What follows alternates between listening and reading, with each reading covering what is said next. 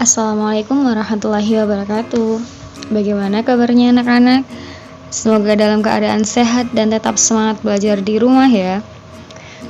Oke, anak-anak masih ingat tidak apa yang menjadikan dinasti Abbasiyah mengalami kejayaan pada masanya sampai sangat terkenal peradabannya di seluruh dunia? Ada yang masih ingat penjelasan dari Bu Laila kemarin? Yaps, benar sekali. Faktor penting yang menjadikan dinasti Abbasiyah mengalami puncak kejayaan adalah karena sosok khalifahnya yang sangat luar biasa. Dengan gaya kepemimpinan dan usaha-usaha yang mereka lakukan, menjadikan peradaban dinasti Abbasiyah dikenang sepanjang masa sebagai peradaban Islam terbesar di dunia.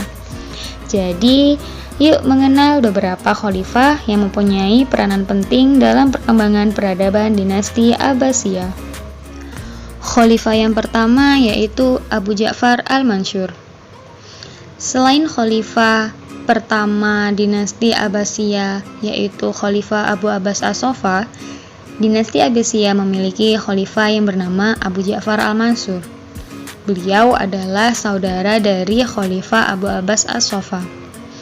Beliau lahir pada tahun 101 Hijriah di Hamimah. Beliau merupakan pengganti Khalifah Abu Abbas as-Sofa ketika pemimpin tersebut telah meninggal dunia. Beliau berkuasa pada tahun 754 sampai 775 Masehi.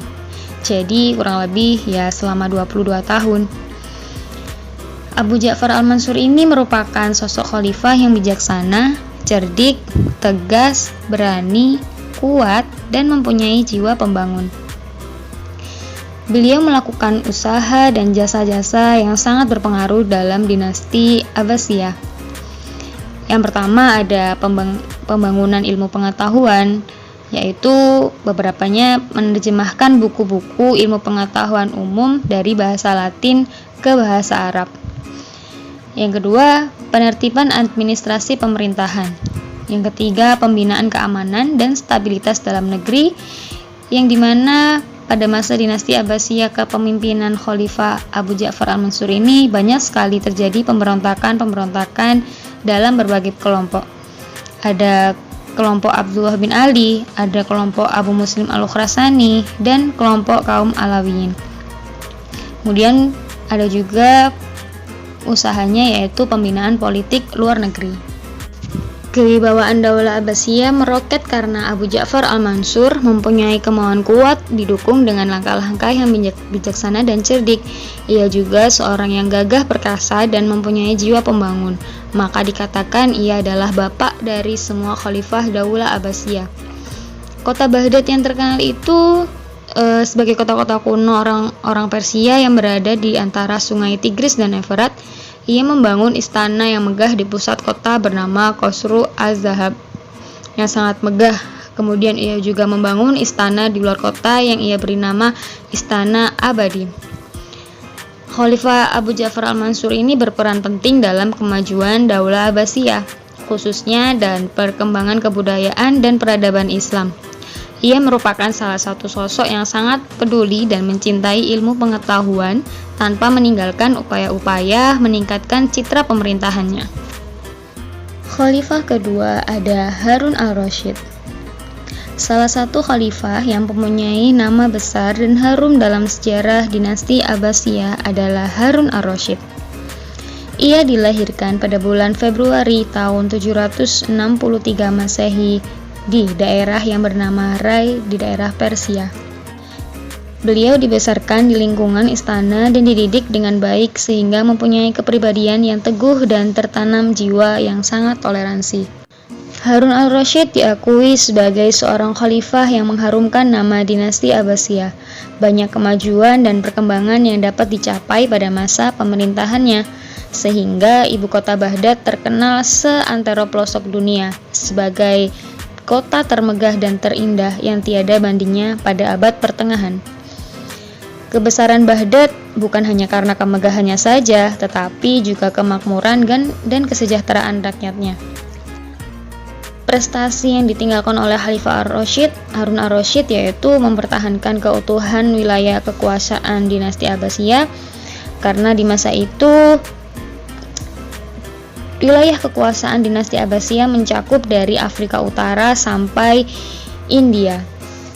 Kemudian ada pengembangan ilmu pengetahuan di mana Harun al-Rasyid ini menghimpun para ilmuwan dan cendekiawan untuk memberi masukan dan memberikan kepercayaan untuk membantu kelancaran pelaksanaan tugas pemerintahan, memberikan motivasi baik moral maupun materi kepada para ilmuwan agar selalu mengadakan penelitian berbagai bidang ilmu pengetahuan.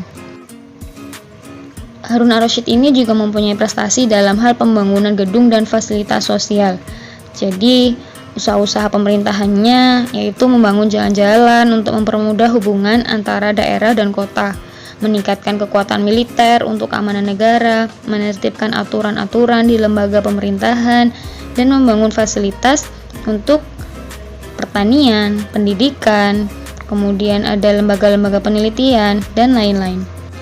Sebagai khalifah yang sholih, Khalifah Harun al-Rasyid ini sangat memperhatikan kebudayaan dan peradaban Islam.